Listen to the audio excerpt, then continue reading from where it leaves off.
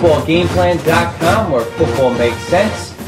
That's Emery Hunt, the Zardo Playbook, and I'm Tyler Merkovich. 2010 NFL Playoff Preview, Wild Card Weekend in the AFC. Baltimore at New England. Remember what happened the first game? Mark Clayton, he dropped that pass that could have been a first down, and the Ravens were going to be inside the 10. They could have scored and put them up in that game. What are your keys to victory for the Ravens, who are running the ball exceptionally well with that offensive line and those running backs in McGahee and Ray Rice? Well, defensively, I look at the matchup between the Ravens secondary against that slot receiver for the Patriots. Which had problems all year, the Ravens. Right, and you look at they're going to be missing, the Patriots are going to be missing Wes Welker. So you look at the rookie's going to step in there and make plays. Number 11, Edelman.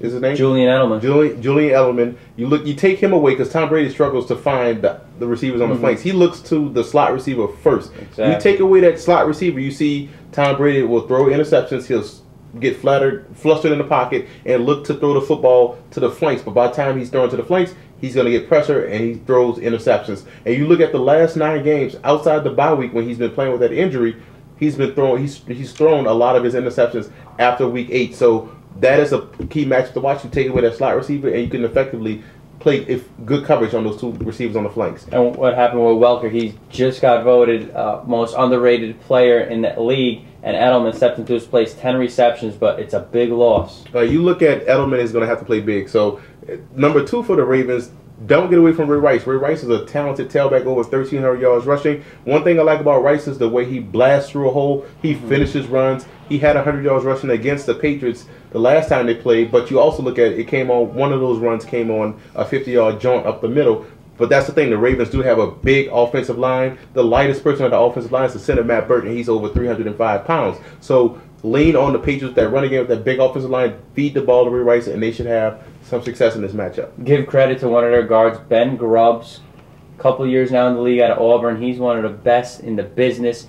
Now, for the Pats, what does Tom Brady do? Edelman's going to have to step up for Welker, but does this downplay Moss's role? Does Moss have to step up? What are your keys to victory for the Pats, who defensively have been coming around as of late? Well, good thing about the Patriots, they do get Fred Taylor back from ankle surgery, and that is an underrated element perfect timing for Fred Taylor to come in, one of the best running backs in NFL history, should be a future Hall of Famer. He should get in there and run the football because the Ravens do have some susceptibility to giving up big plays in the running game. Fred Taylor coming back is going to be huge for the Patriots. Run the rock right at the Ravens, and that's going to help these guys out a lot. Second, they're going to have to keep Brady clean. You know the Ravens are going to come with the pressure. They're going to try to fuss Brady out the pocket and get him to throw on the move, which he's not good at.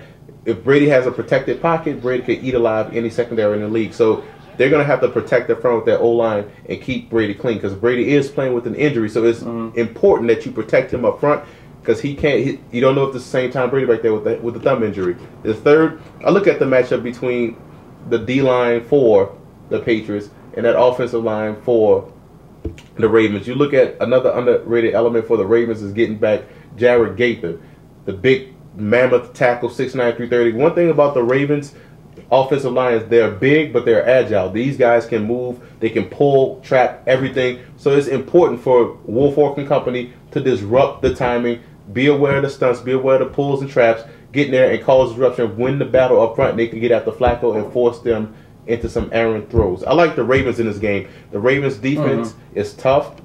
They can run the football. We know they're going to run the football with 3 talented tailbacks back there.